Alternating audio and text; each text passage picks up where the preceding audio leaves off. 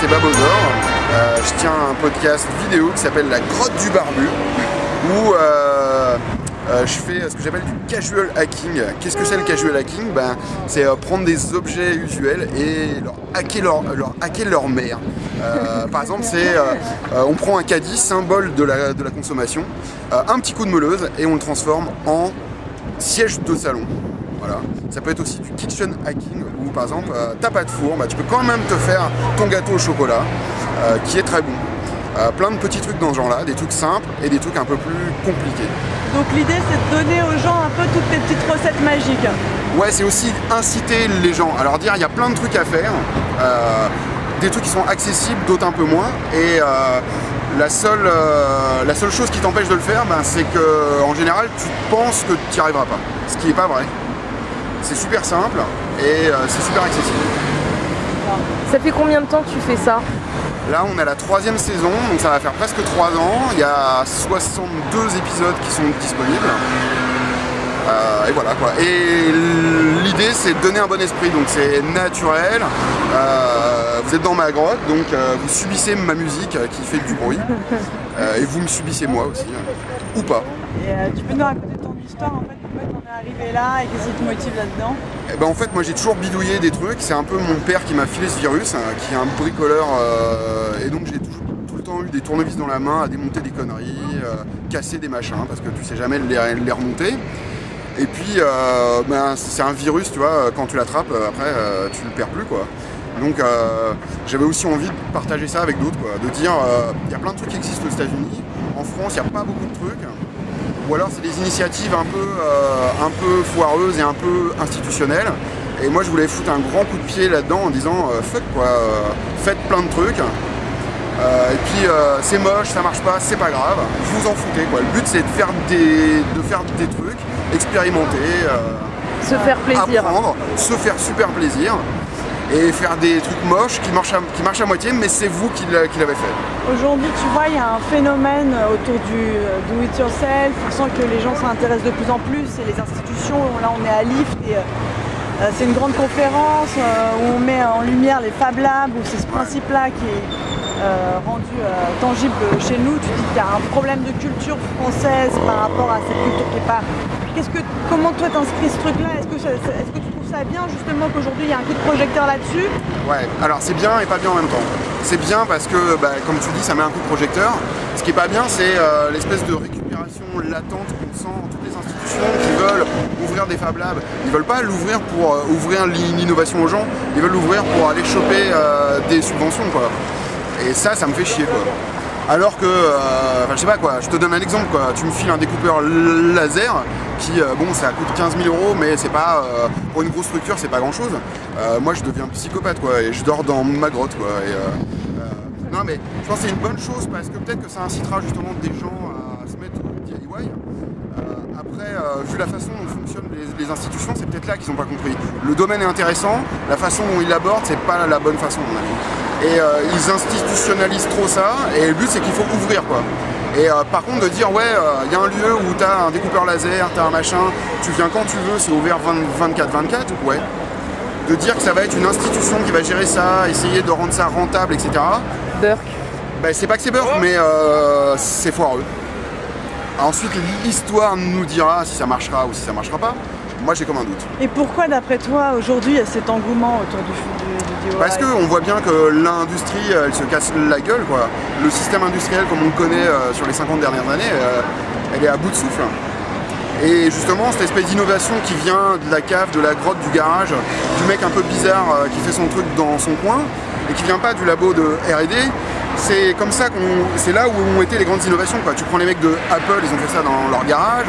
Tu prends et donc c'est aussi ils essayent peut-être d'essayer de se réapproprier ça et bon, j'ai comme un doute mais qu'est-ce qu'ils n'auront pas justement?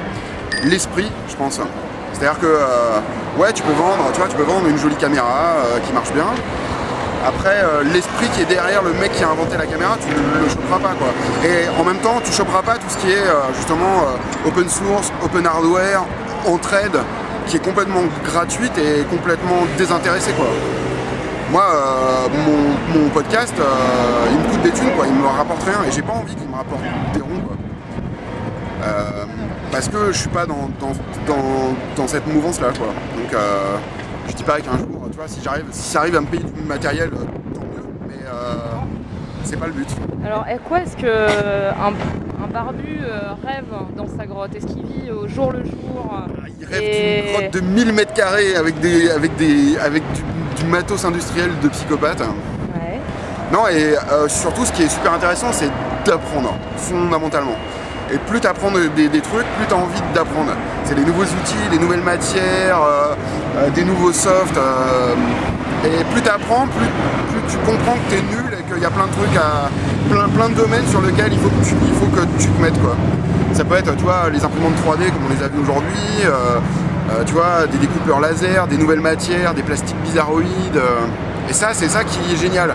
Le deuxième truc qui est génial, c'est que tu as accès via le web à une bibliothèque de connaissances qui est juste monstrueuse, quoi. Des gens qui ont déjà fait mumuse avec ce genre de trucs, qui ont eu plus ou moins les mêmes problèmes, qui ont des débuts de réponses. Et c'est là où c'est génial, c'est que c'est plus juste je fais ça dans mon coin, c'est certes je le fais dans mon coin, mais je le partage avec d'autres. Si demain il y a un grand groupe de R&D qui dit ok, ta grotte de 1000 m², je te l'offre, ton matos, je te l'offre. Maintenant simplement tu es responsable de ce lieu et ce qu'il en ressort, c'est toi qui es maître, mais tu restes responsable. Est-ce que ça tu l'acceptes? Je sais pas, en fait ça dépendrait, tu vois, des conditions entre guillemets, quoi.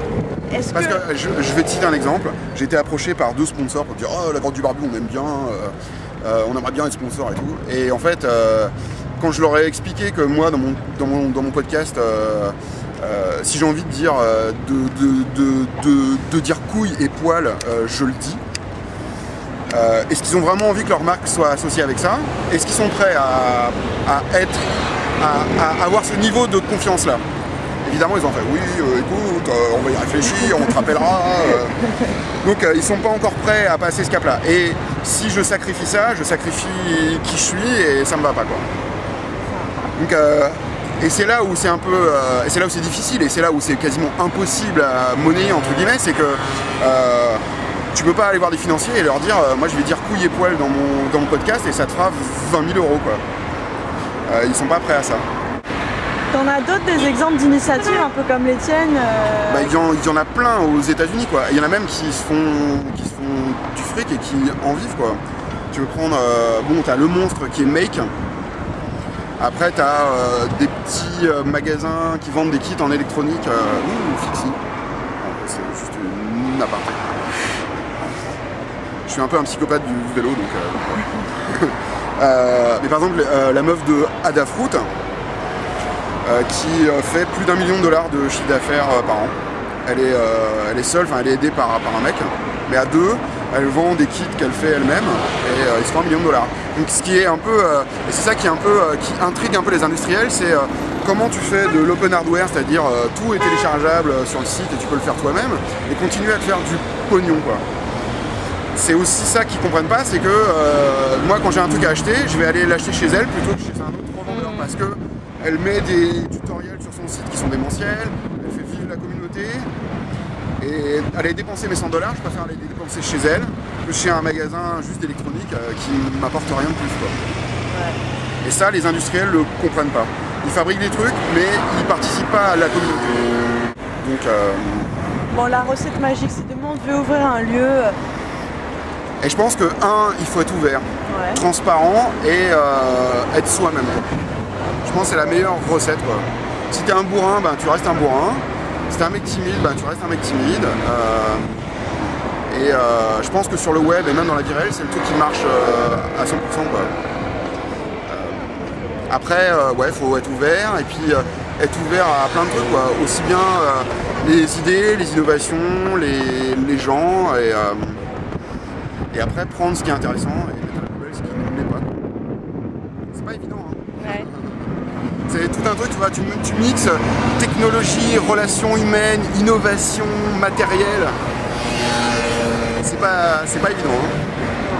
Moi en tout cas je souhaite bon courage à ceux qui veulent faire.